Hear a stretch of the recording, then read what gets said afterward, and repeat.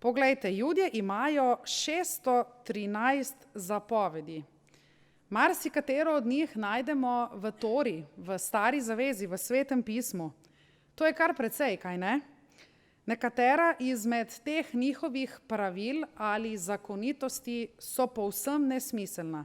Recimo, na sobotni dan imajo Judje prepoved delati karkoli, slednje pa vključuje tudi pomoč drugim.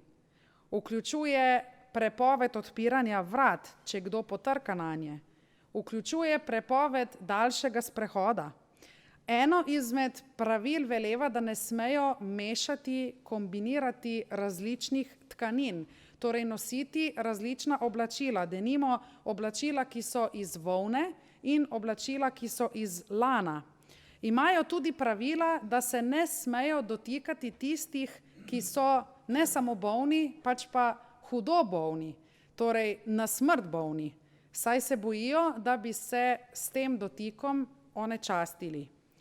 Nekje sem prebrala, da je nedolgo nazaj pred kratkim umrlo 7 otrok, ravno zaradi upoštevanja teh nepomembnih pravil glede takšnega spoštovanja sobotnega dne.